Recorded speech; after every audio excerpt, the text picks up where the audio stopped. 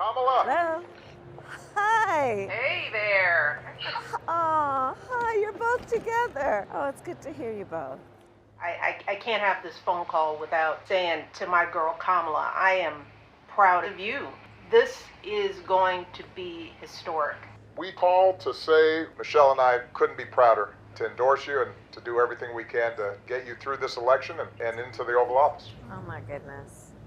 Michelle, Brock, this means so much to me. I am looking forward to doing this with the two of you, Doug and I both, and getting out there, being on the road. But most of all, I just want to tell you the words you have spoken and the friendship that you have given over all these years mean more than I can express. So thank you both. It means so much. And we're going to have some fun with this too, aren't we?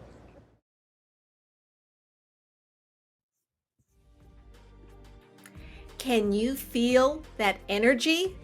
We've got Kamalamentum.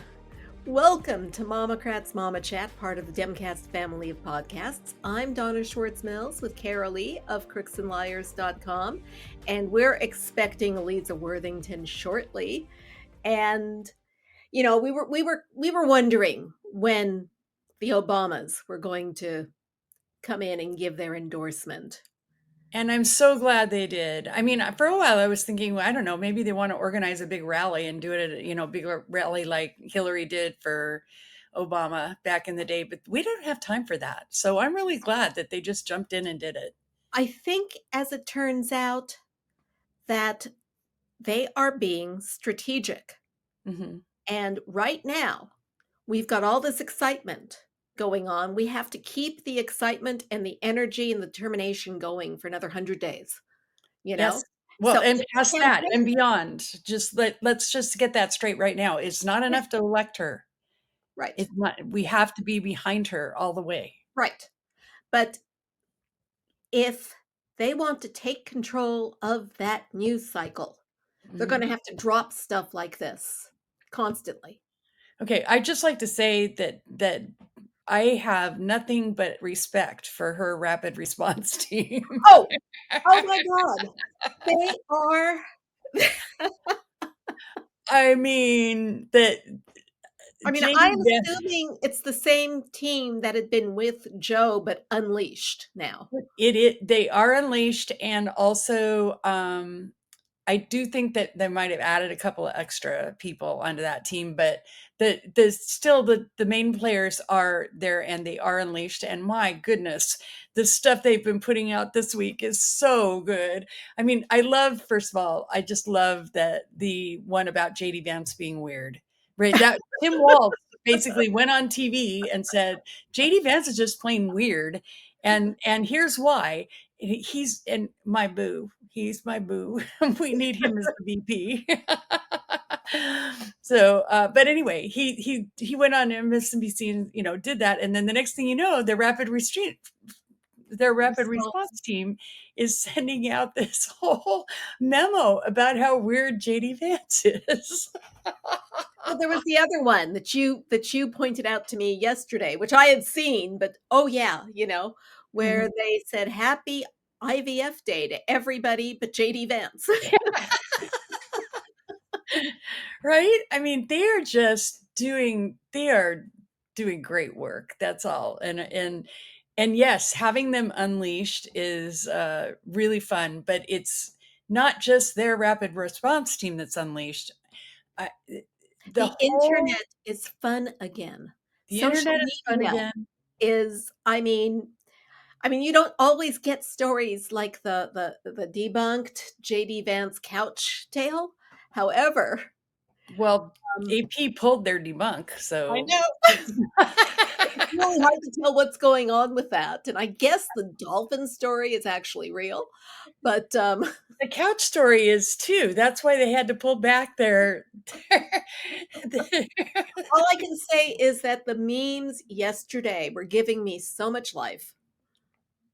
It was like the old days of Twitter when we were just having fun. Yeah, it was.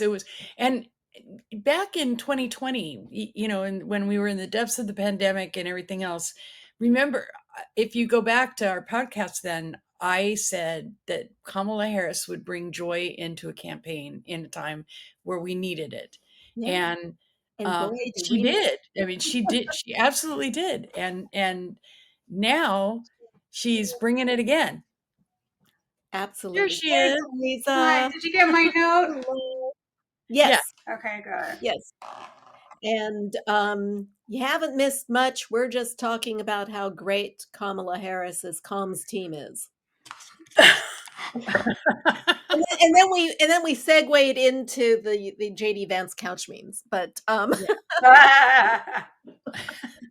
She should insist that oh well, she's not going to be debating him, but Yeah, we no, don't know but if anybody is going to be debating anybody.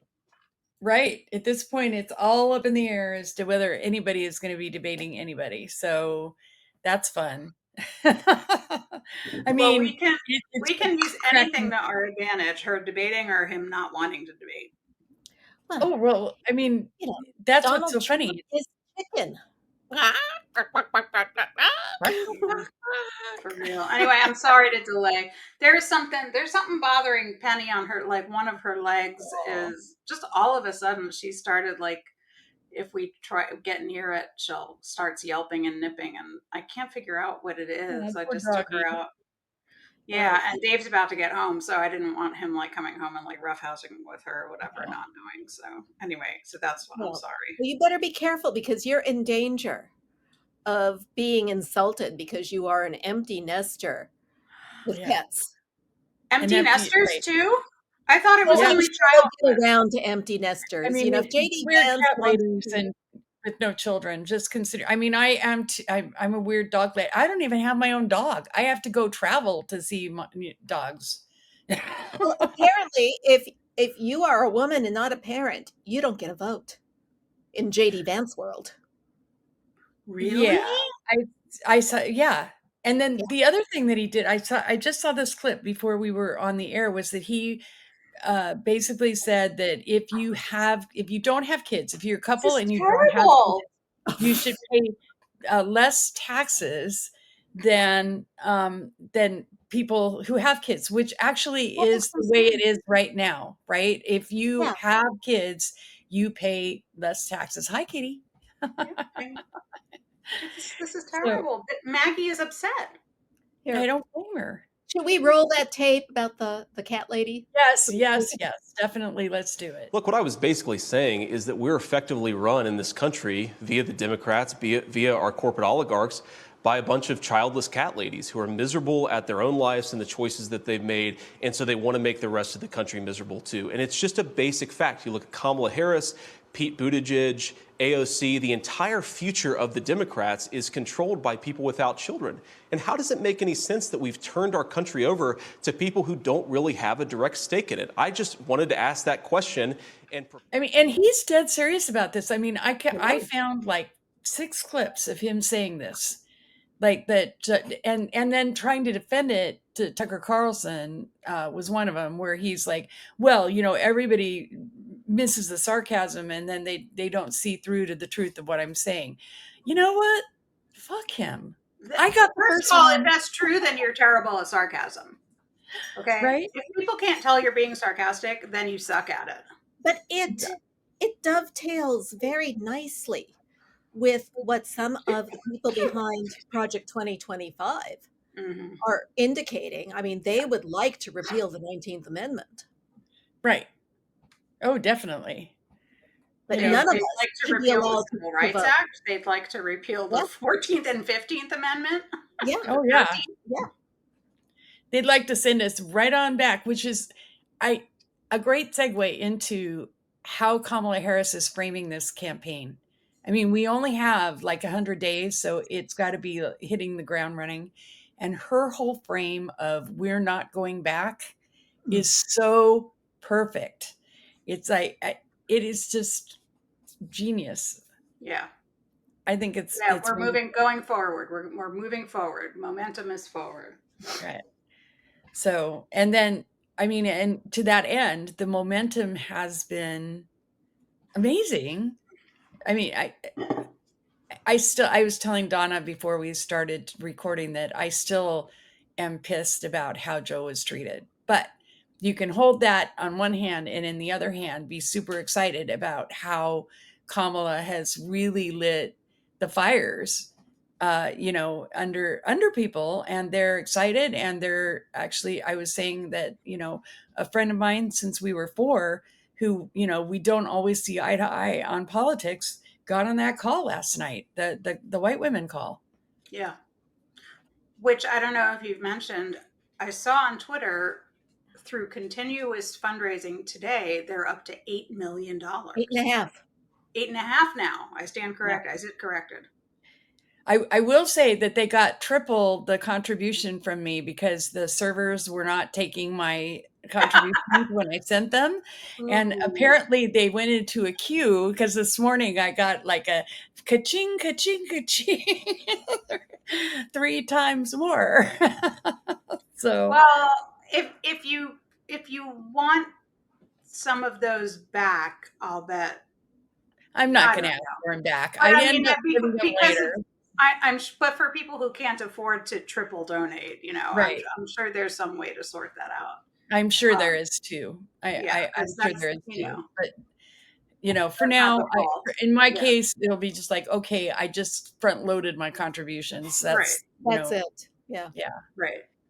So we're good. I was lucky. Mine went through right away. It was right in the beginning, and it wasn't absolutely insane yet. It was right in that first 10 minutes.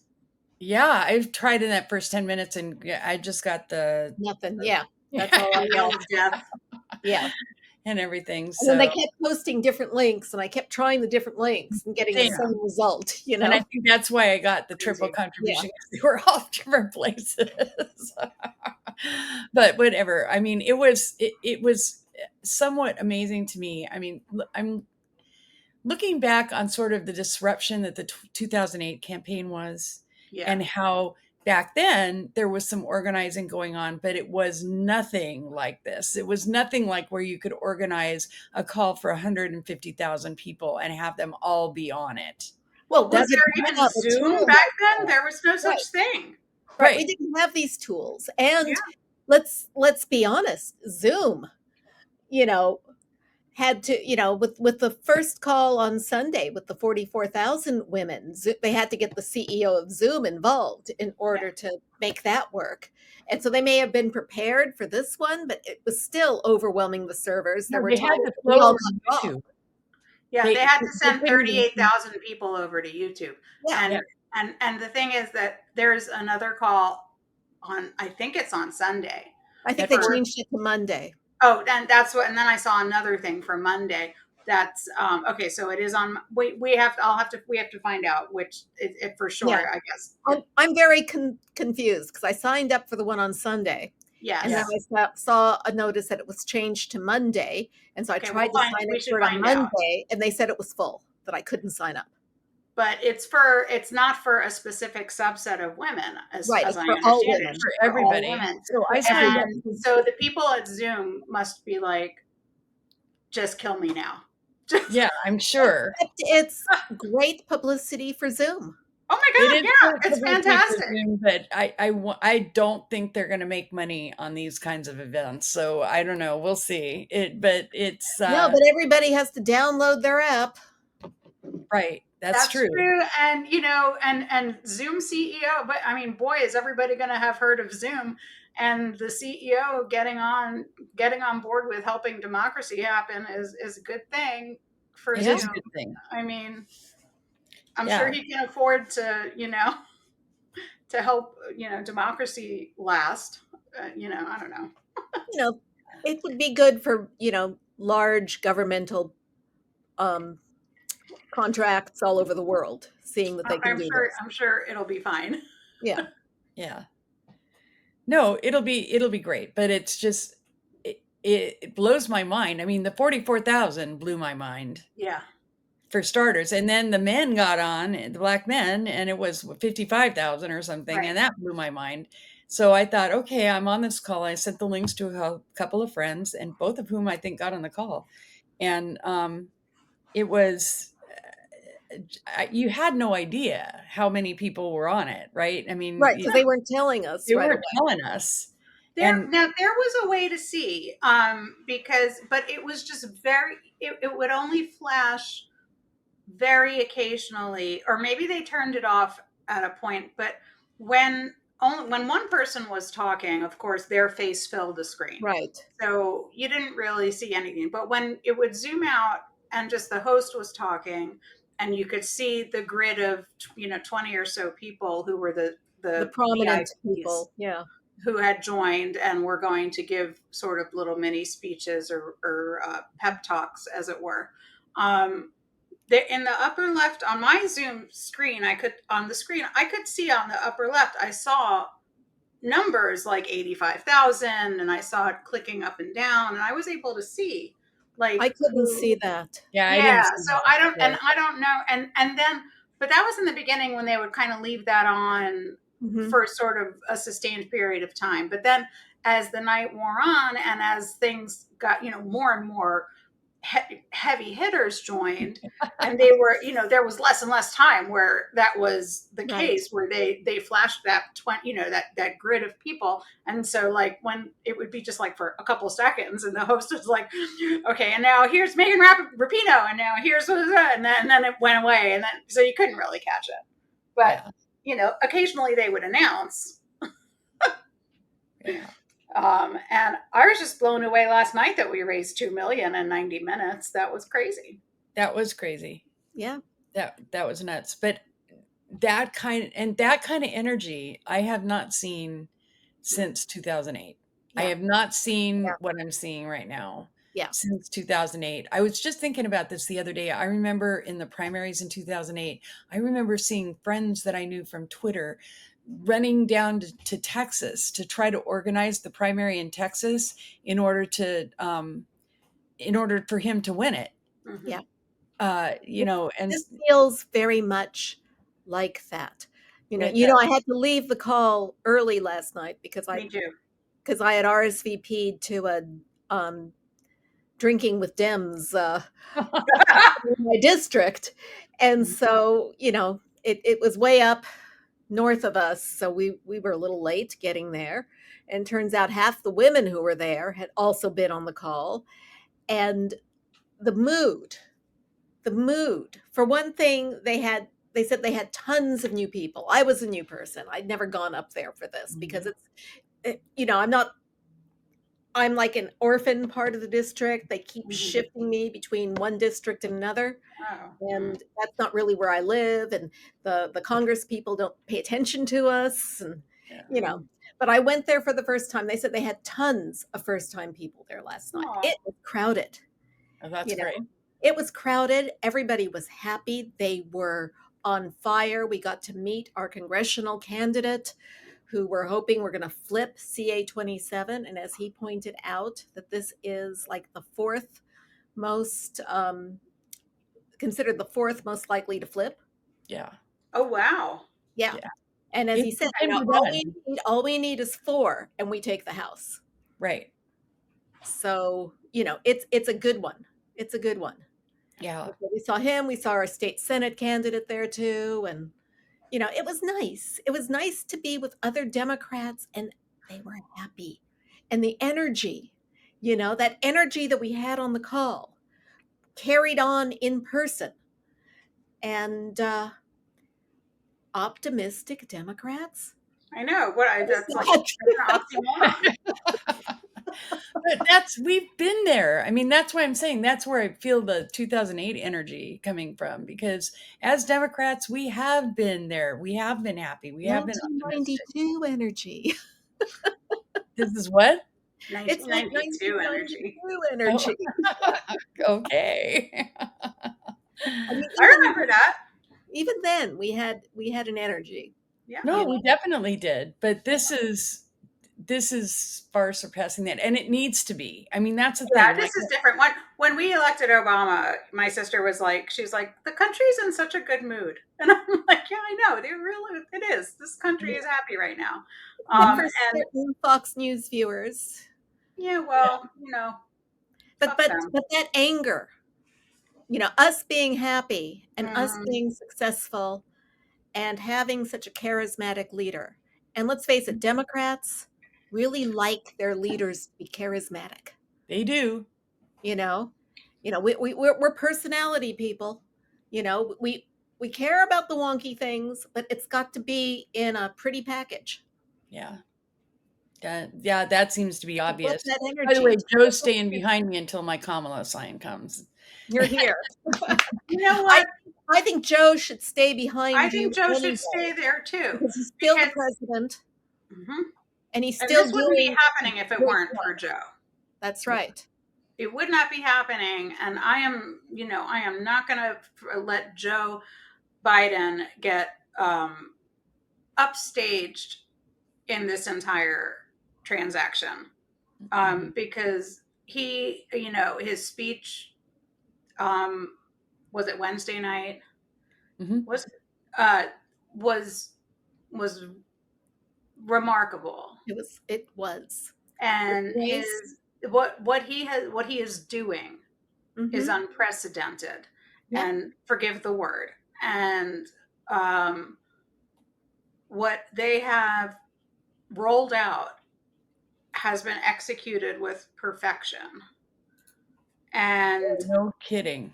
And I am in awe. Yeah. I am in awe of how this all got, rolled out. And Lisa, it was so dark, Brandon. He waited. He waited until the end of after the convention. He waited until after the Sunday news shows had wrapped, and all the journalists who might weigh in and tear it down were off. Because they treat him like shit. Right. They treat him like he does it in a letter. Amen, sister. Beautiful. It was perfect.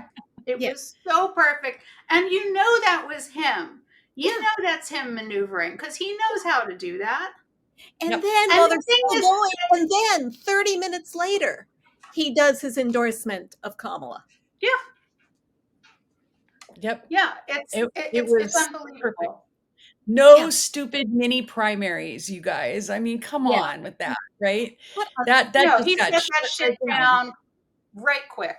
He just shut it down. Yeah. Yeah. And you know that the networks were salivating at the idea of us all fighting, the way they made us fight the last month. Right. Yeah. Oh no, they created this. And that's what's so beautiful about him screwing them over in this announcement, because they created this. They are the reason this is happening. Okay. And then the stupid politicians, and the politicians who were in really tough races that felt they had to glom onto that, stupid morsel of doubt that Biden couldn't handle Trump in a race, and that he couldn't handle running the country after 2024. There's no doubt in my mind that he couldn't, that he would have been just fine. But again, if he wasn't, Kamala Harris was there to take over. Like, that's what I kept telling people. And that's what, so fine. All they saw was the image of the debate. And then they saw him walking up the stairs very slowly after he was diagnosed with COVID. And then they write down that he has obvious intellectual. Who wrote that? A lot of them. They all say it, and then nobody pushes back. And there's a big difference between, intellectual deterioration and physical deterioration. Yeah, right. No, I wrote that on Threads because I was so tired of all the ageism yesterday. Yeah. I basically wrote that, that walking slowly doesn't mean you have cognitive decline. Right? Having a stutter is not a sign of cognitive decline. Neither one of those are a thing. And if you really saw him and paid attention to him in that press conference, the NATO press conference, you would have gotten a whole foreign policy lesson, because the nuance and the amount of information that he had. they're going, oh, well, we know he knows foreign policy. They kept moving the goalposts on him. Yeah. Well, I mean, and so that's what I mean. The press, and just to put up even an exclamation point on this, after his magnificent speech that made me ugly cry in the living room, after that, they came out with vicious, horrible things about it. Like Susan Glasser at the, yeah, she can go fuck herself. What did she say? She just said that he could barely get through it, and it was just more ageist bullshit. Oh my right? God. He just got over COVID, too, so there's that. But anyway, I mean, it was all of them just need to go away. I will never read any of them. I canceled my New Yorker subscription. I haven't canceled New York Times because I need it for my job, but right. But like I said, I mean, you know what I did, right? On Facebook, I made this big announcement, and I said, if anybody wants to cancel it, I have it for my job, and I would, I get 10 free gift articles. If there's anything you want to read, go ahead and cancel your thing. And people have been taking me up on it. Yeah. They've been sending me screenshots of the articles they want, and I go and I gift it to them. I mean, that's one of the reasons why I do keep my subscription, so I can send out the gift articles so people can read without the paywall. Yeah. But anyway, going back to the rollout for a minute, one of the things that I really appreciated was that she went to campaign headquarters first, and they did the phone call with Biden. So that was so good. That I love you, kid. Yeah, I know. But because those guys, they were working their butts off right up until he made that announcement. That was how closely held it was that he was going to do this, and they must have felt horrible. I mean, if you know how I felt, so they must have felt that 25,000 times more, and everything. So it was good. I thought that she went and said she's keeping Jen O'Malley Dillon. She's keeping the other gal. I can't remember her name. But anyway. And, that had to be reassuring to people that had been working their hearts out for him. Yeah. Yeah. And then she gave, what is now pretty much her stump speech, where she defines him so perfectly in her speech. Do we have a clip of that, Carolee? We do have a clip of that. Let's play that. Before I was elected as vice president, before I was elected as United States Senator, I was the elected Attorney General, as I've mentioned, of California. And before that, I was a courtroom prosecutor. In those roles, I took on perpetrators of all kinds.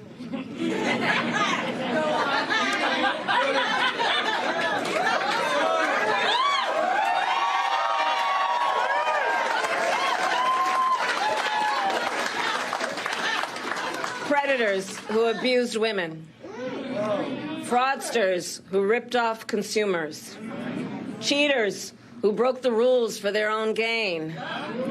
So hear me when I say, I know Donald Trump's type.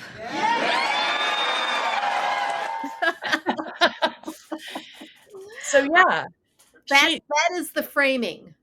Yes, that really going. I think that's where Trump decided to bail on the debate.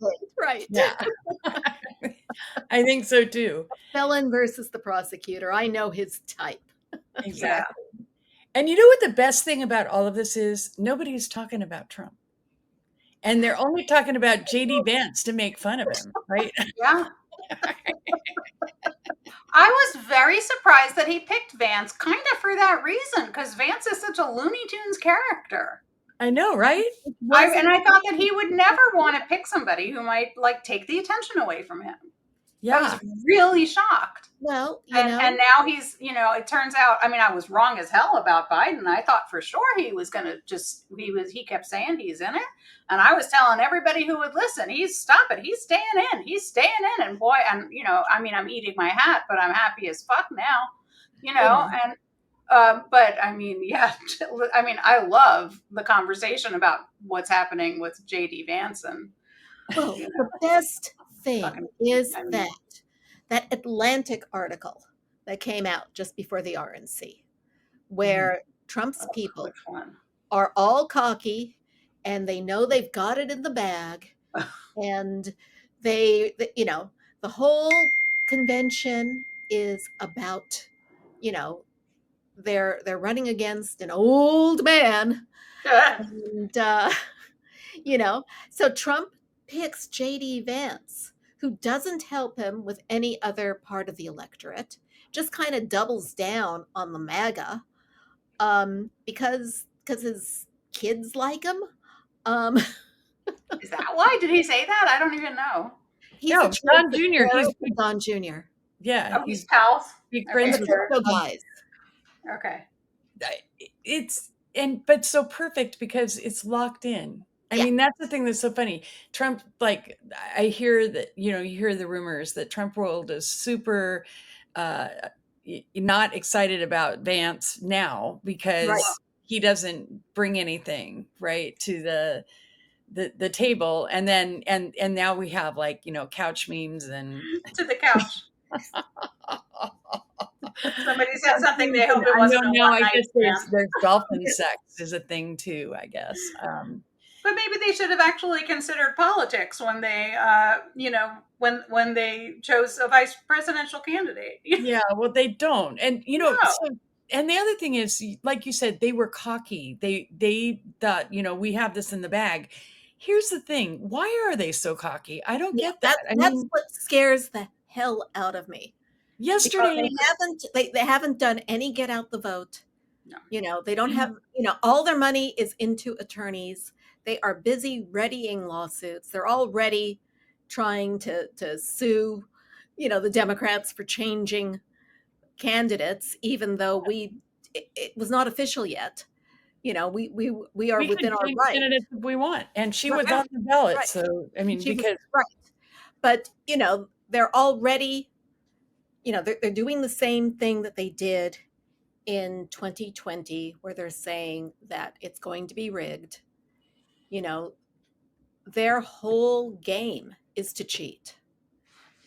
so And I agree with you, but here's, like, Trump goes out yesterday. We have a clip of this on Crooks and Liars. You can go find it if you want, where he says basically to people who are urging that they do early voting or register for vote by mail. We don't need the votes. That's what he said. He said we don't need the votes. We have people that are going to be poll watchers. Blah blah blah. We have And people that are going to rig the thing for planning us. to cheat. Yeah. right. So that's something we're going to have to really guard against. And I mean, poll wise, I haven't believed the polls since, hold on a No. second. I haven't believed the polls anyway, but I Right. did believe that it was pretty much neck and neck. I still do believe that. If you take that, I think, as I've said before, as a given, you just say this is going to be tied and we have to work that much harder. So now we're seeing the polls since Biden dropped out and Kamala stepped in, and they're starting to go her way, right? Yeah. Even by just a couple of points. Again, be careful because we don't know who they're polling, but Right. we need, like, her to be ahead by like 7 or 8 points by the time election day comes. We really do. Right. We And we can't cannot. afford to get cocky. Yeah. I think 2016, I think we all still have PTSD from that. Oh my Mhm. God, yes. Somebody posted on social media, and that when those of you who have PTSD from 2016 see Hillary at Yes. Kamala's inaugural, something inside of you will heal, and that still makes me cry. Yes. I hope every day, I hope that that's the case. Yeah, that's a vision that we just have to keep in our heads and work Let's towards. manifest it, man. Yeah. Yep, I agree. So yeah, it's going to be up to all of us basically to make that happen. And that's what I think where I get the 2008 energy from, because I remember, really feeling like that was the first time I'd ever donated to a campaign, for any campaign. Really? It was the first time I made, I did phone banking. It was so many firsts Yeah. for me. And then I felt beat up, over I felt really frustrated after he was elected. And then everybody, all the energy that went into electing him seemed to go away. Like, I'm ready to go for healthcare reform, right? Let's get right. let's get this over the It was line. weird, wasn't it? Yes. It was weird. It's like, okay, we did this. We've got an African American president now. Yay, we're done. We fixed civil rights. We did the thing. Yeah. Everybody went back to their lives, and it's like, hello. Yeah. We still have work to do. What's going on here? Right? Yes. And I've never forgotten that. Like, I was ready to fight for healthcare reform and get it done and do whatever. And I did do that. But Yeah, it was a slog. You did. it was a slog. Yeah. And it was like all the people that I had around me, for the most part, like with the exception of Donna and maybe a couple others, just weren't there. They were like, they went back to whatever it was they were doing and they were done. Mm. We can't do that. That's the thing. It's not enough we definitely need to elect her, but it's not, from there on, we got to have her back, because they are going to fight back. And if we don't have the same, I want Trump done for good. Yeah. But Trump I is want him, done. he needs to slink away after this and hide for the rest of his miserable life. But And so do the others. Yes. The Heritage Foundation, the yes. Octopus, Yeah. the Federalist Society, Yeah. all of Leonard Leo's little, yeah. because it's Charlie Kirk, Steve Bannon. I mean, all of these people need to go. It's a hydra, and they are just going to regroup, and they will figure out where they failed, and then come back stronger.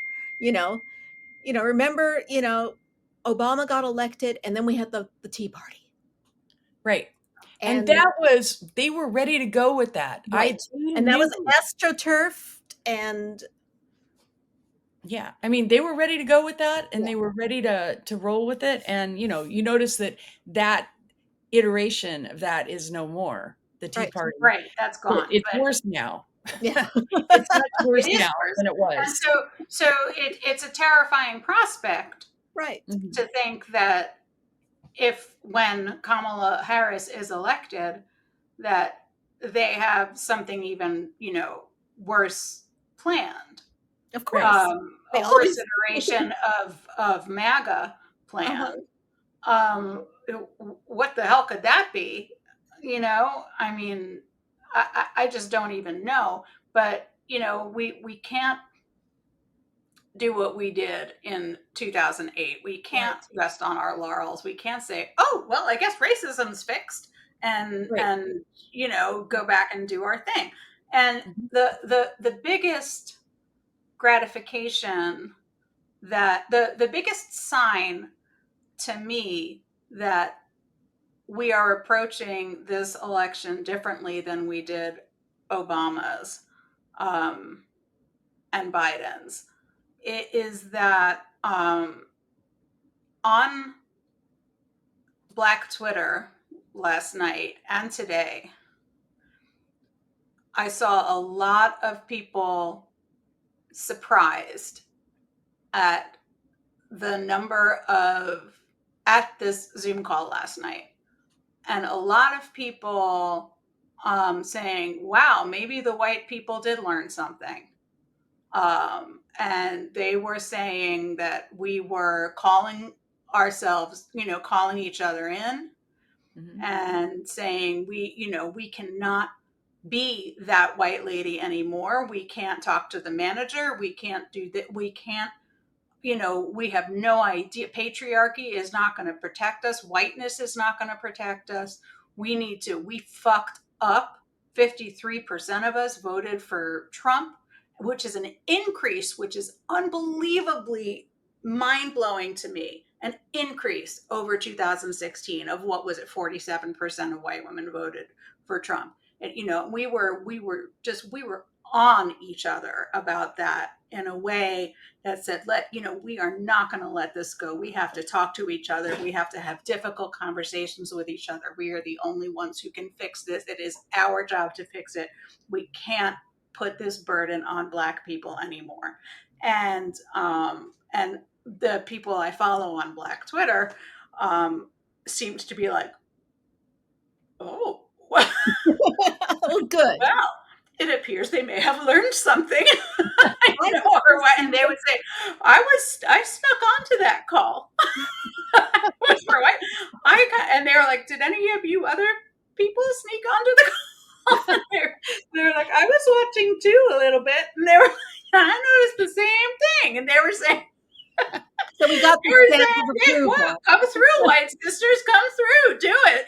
They're like, maybe you're getting it. Well, we I got it. would just like to shout out Shannon Watts. Yes. Been a hero for years. Yeah. Amen. On her work on gun sense. Yeah. But in getting this organized and listening to the Black women who started the ball rolling. Yeah. She did a fantastic job. Yeah. She did indeed. And it was a great call. It was super inspirational. I mean, I felt like people,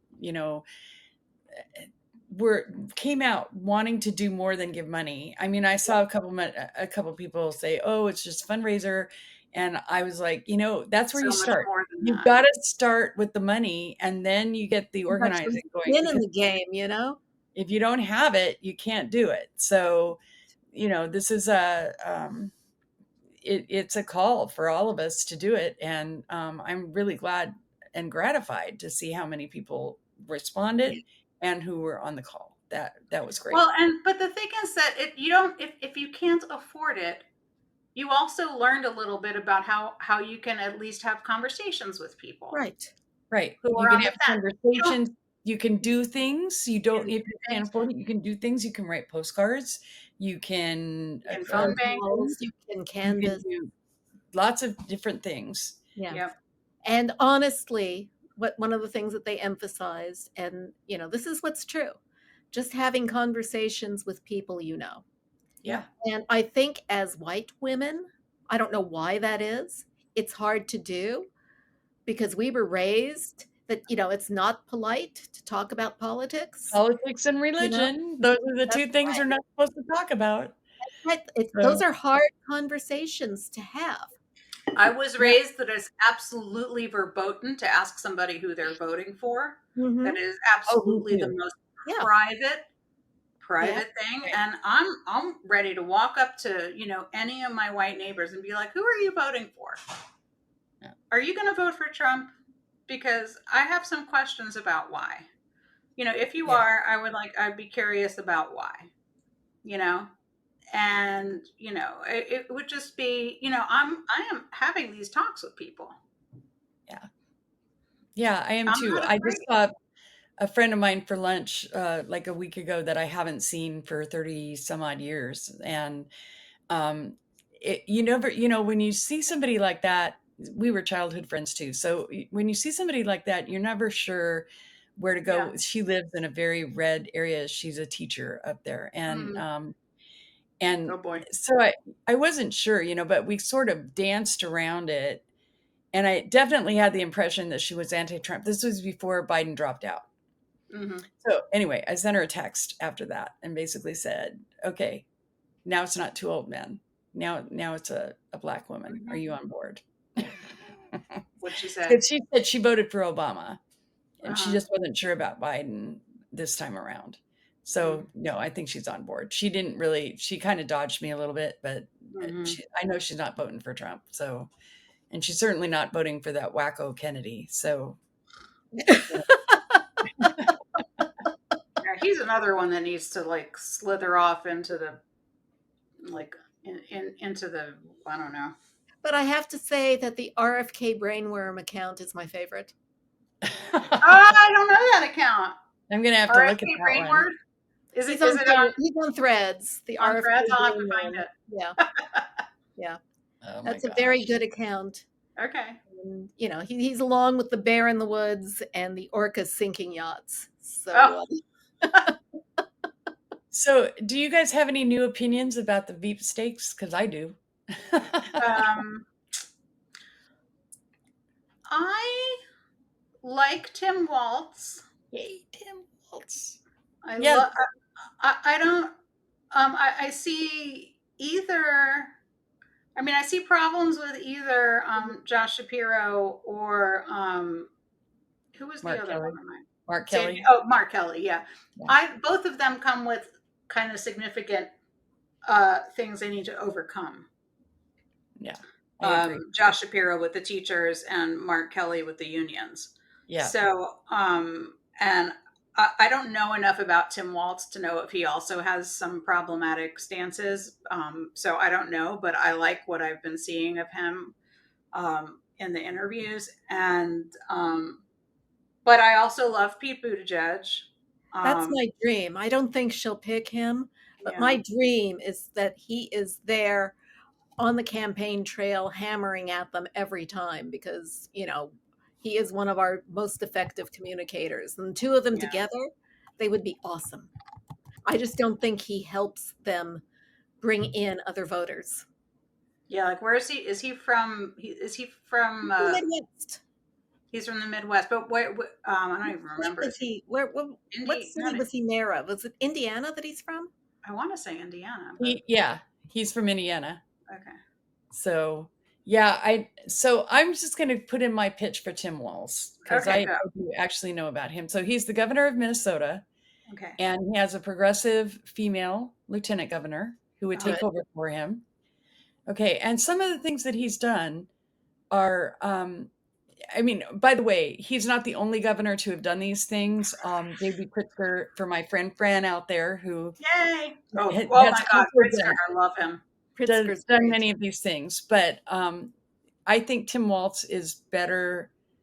He's just so good on TV and on, you know, in the campaign trail. But here's some of the things he's done. Okay, he signed a $2.3 billion education budget, the single largest investment.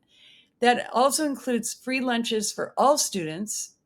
So not just, you know, kids that are Nobody poor, gets singled out. Students. Yeah. Yeah. And I think he was the first one to do that. They also established ironclad reproductive freedom, protection for trans individuals, and gender affirming care as fundamental rights in Minnesota.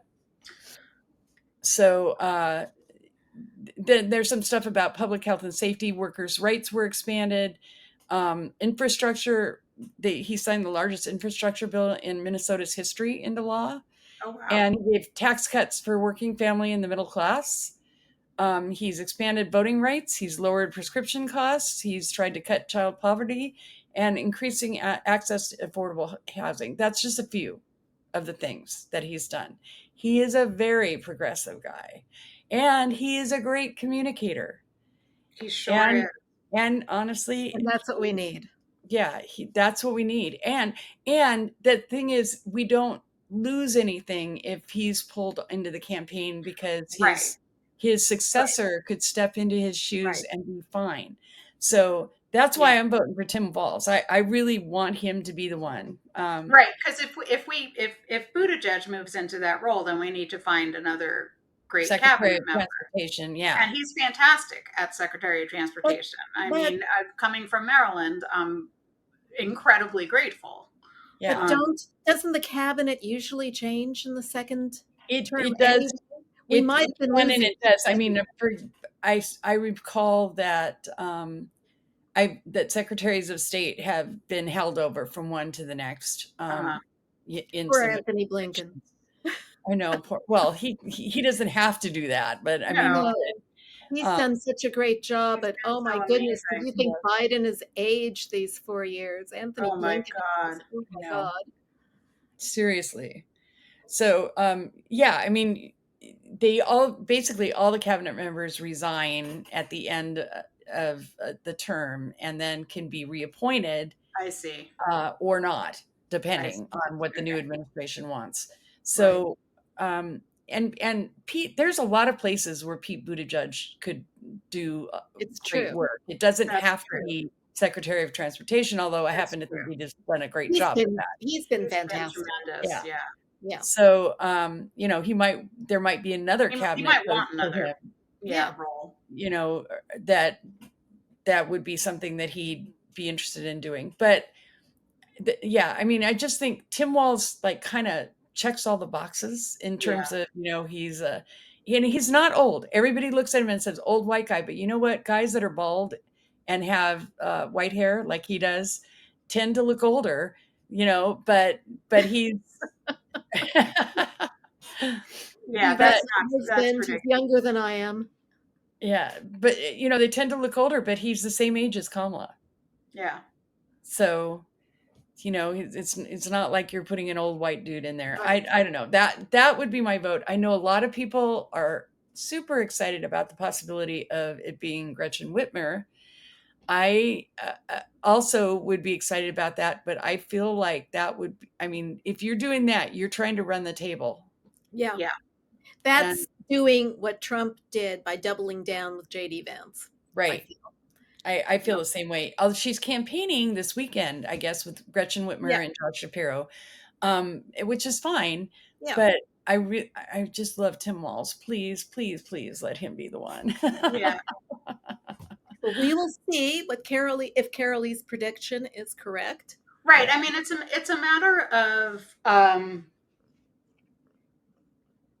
what's going to really help us get the huge majority we're going to need to counteract all the bullshit, cheating, and shenanigans that Trump is going to throw at us. Like, we have to win we can't win by a little. We have to win by a lot. And we have to win Congress. And we have to win Congress. And poor Mark Elias, I hope he is resting up. I hope he takes naps every day between now and then. I hope he gets 8 hours of sleep every single night between now and then, because starting on November 8th, he is going to be nonstop dealing with, or whatever, He's already. Yeah. I know, but I mean, it's just going to be, it's going to be hell. Yeah. For him. It is. And the other thing, though, that I think is good is that Biden is, in his speech, came out and specifically talked about Supreme Court reform. Yes. Even, I know everybody's like, oh, that's never going to get done. Oh, well, you know what? I don't know if it's never going to get done in this session, but what it does is it finally puts the Supreme Court on notice that we are not going to put up with this shit from them anymore. We're done with it. Groundwork. It lays the groundwork. Yep. It's coming from the top, and it's putting it in. It's making it more mainstream. It's making it a more mainstream option to deal with the atrocious corruption. Yeah. That's in that body. And, so like instead of it just being a fringe whack job idea, which, basically like 2 years ago, it seemed to be, now you got the president of the United States saying we need reform. We need to enact some kind of either, ethics code. Ethics, and coming from Joe Biden. Yeah, who's like Mr. Institutionalist. Yeah. And, this is a BFD. It carries a lot of weight. It does. And Elena Kagan's already come out and said she support. She did. I saw that this morning. Yeah. So, and I'm sure that Sotomayor. The other thing is that the liberal justices are being more vocal about the things that are wrong. Well, they should be. This last Supreme Court session was a disgrace. Yeah. Just awful. Yeah. So, you guys, we burnt through just about the whole hour. Well, if you need any more reasons, happy about, isn't it? If you need any more reasons to vote for Kamala Harris, you can look at Nebraska, whose Supreme Court banned medical care for trans kids, and also upheld the abortion ban there. And once again, you might say, but it's been fine because the states have been voting to keep abortion, and yes, many states have voted to codify abortion in their state. And many haven't constitutions, but then you have states like Nebraska who, you know, are passing laws like this. Yep. And you know, and states like Texas and states like Ohio. Yeah. And Yep. and it's not, you know, it's not okay. You know, fight we can speak over. as much as we want about all the positives of Kamala Harris and all the, you know, the joyful warrior framework that we all need to adopt when we're talking about her. But we also need to talk about her ability to fight this unbelievably evil push that, you know, that Project 2025 has like put into writing, and that a lot of states want to make national law for everybody. It's just, it's awful. Yeah. So, you know, and that's still happening. End on a happy note, Elisa. Yeah, I'm sorry. So, and she's the one, she can do it. Okay, very good. Yay! And that is our show for the week. Join us next time on YouTube, momocrats.buzzsprout.com, or on your favorite podcast service such as iTunes, Google, and Amazon Music. And be sure to check our Facebook page for updates. I'm Donna Schwartz-Mills with Carolee and Elisa saying goodbye for the Momocrats. Bye, everybody. MOMocrats MOMochat is part of the Demcast family of podcasts.